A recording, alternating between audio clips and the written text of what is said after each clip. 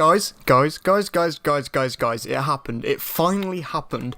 Age of Calamity finally released after the past few months of teasing on Nintendo's end. How much am I enjoying the game so far? Me and many others are enjoying the game an absurd amount. Today, I thought instead of boring you with another speculation video or something else that I've had planned for a little while, that I'd quickly just sum up my initial feelings on the game. I know that a lot of my newer subscribers came from my Before You Buy Age of Calamity video, which means that some of you might want my feelings on the game, so I'm here to deliver. After this week, I'll go back to general Zelda content for a little while so I can do more content with Age of Calamity spoilers again in a month or two.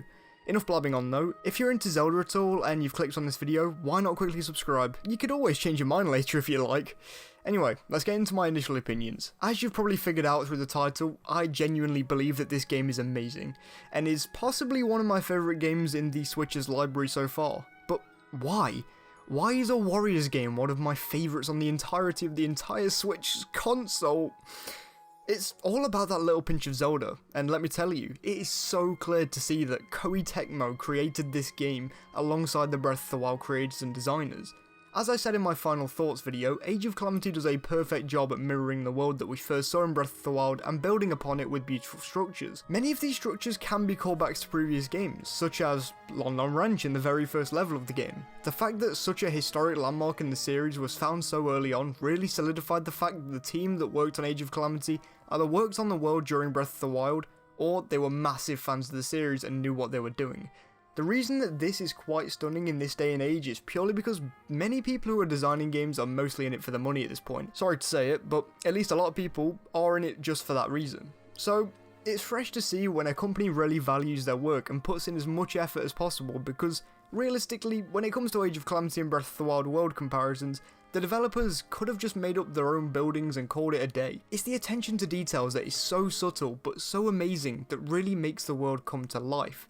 Speaking of making the world come to life, I don't think that I've discussed this in any of my other videos about the game, but I just kinda love how you can cut down some grass and you'll actually gain materials from just that. I know that is a very small thing to be so happy about, but I don't know, it gives me a reason to go through the grass just slashing my sword through the blades, seeing each green particle fall to the ground. There's something weirdly satisfying about seeing a mighty thistle enter my inventory after slashing around at grass for 7 minutes around Hyrule Field, while the bokoblins and moblins slowly closed in around Hyrule Castle, threatening the demise of Hyrule. Let's get back on track now, shall we? I think that it goes without saying that the enemies are a giant part of the world in any Zelda game, so let's quickly delve into the enemies that I've faced in Age of Calamity so far, and what they're like. Enemies are largely unchanged from their Breath of the Wild counterparts design-wise, but I must admit that this is what I expected, of course. There's no way that 100 years before the aftermath of the Calamity, there were more enemies than there were in Breath of the Wild itself. It just wouldn't have made any sense. There are these colossal bosses that we saw in Breath of the Wild. Some of these are the Lynels, the Taluses, the Guardians, the Moblins naturally, and Wizrobes that have a load of health and can do some major damage. There are of course also Yiga Blade Masters that are kinda cool to face, and of course as usual in the Warriors games there are also keep bosses, but to be honest these are basically just the enemies seen within the keeps, but they're just a bit stronger and have way more health. While I wish that keep bosses were stronger sometimes, keeps have actually taken quite the back seat in Age of Calamity. In the first Hyrule Warriors game, your main goal was to basically capture all of the keeps, or to kill a ton of enemies. It really depended on your objectives and, well, your own motives. Well, this game throws out that entire idea really. The objectives in this game are very dependent on what's going on in the story. This is a breath of fresh air after doing similar objectives in the original Hyrule Warriors game over and over again. Quick spoiler warning, skip to this timestamp if you don't want to hear me talk about a level in Chapter 2. As long as you're gone, let's talk about one of my favourite levels yet.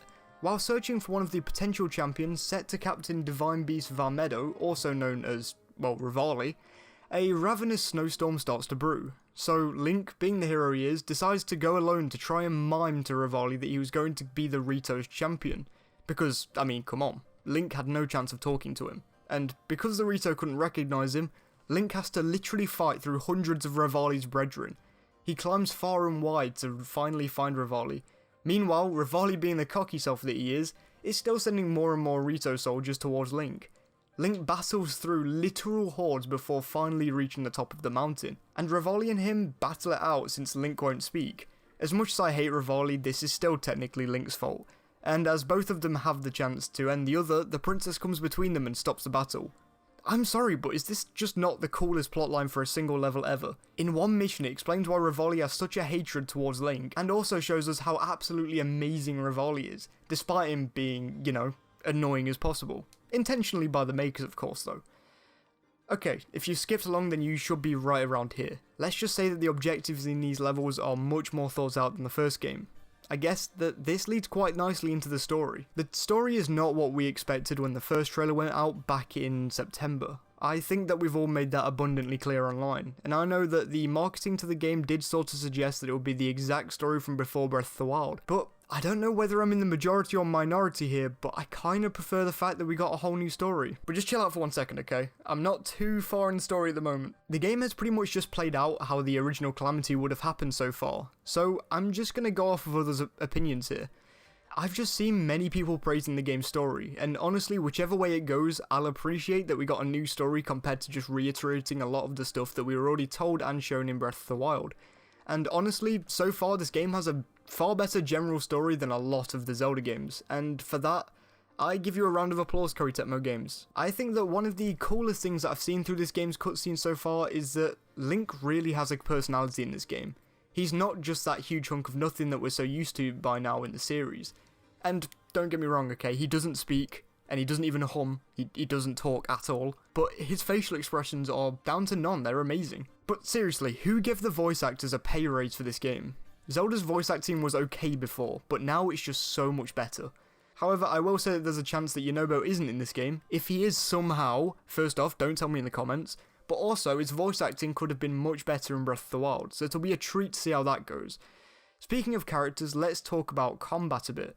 I've talked a lot about the combat in the past, and now that I've played the game properly, man, there's a lot to talk about. Most of you probably know that you can donate materials through some sort of an upgrade system in the main map, and wow, this is a great progression from the first game's system. Again, I've talked upgrades too much in the past, but it links into this conversation because the upgrades in this game can be used to expand characters' movesets. This means that characters can have an immense amount of moves. Learning to play a character in this game is much harder, but also much more satisfying than in the first game. As I've said before, each of the characters have their own fighting style, and that really does help to set this game apart from the first game. That, of course, along with the Breath of the Wild-like characteristics. Even the UI itself is stunning to look at because it resembles so much of Breath of the Wild's personality. Honestly, it made me tear up just a little bit thinking about Breath of the Wild's release again, just looking into the menu for the first time. Design wise, there's a section of the game that I've given no praise just yet, and I absolutely need to. The music. The music in this game, guys, I'm utterly speechless. I'm not sure who composed the music from the top of my head, but it's really breathtaking that they made such an amazing score. Of course, many of the songs are Breath of the Wild rips, but they all have this stunning orchestral backing that really sends you back in time, metaphorically speaking. Breath of the Wild was about 100 years after the Calamity. To resemble this, the Zelda team had piano scores composed, because pianos were one of the biggest forms of musical mediums 100 years ago in real life. It solidifies the theme of time past in that game. So repurposing that music to be used in the same world as Breath of the Wild and adding big backing tracks to them is such a genius idea that I cannot even fathom it. Everybody's been talking about the gameplay of the game and the story, but honestly, I have been constantly blown away by the music present. It reminds me that I would love orchestral music back in my Zelda games at some point.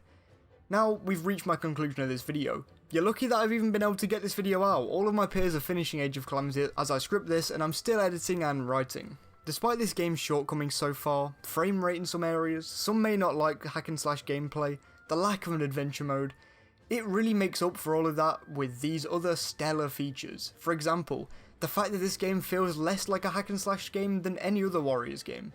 It's not exactly an easy game. And man, Age of Calamity itself is the adventure mode.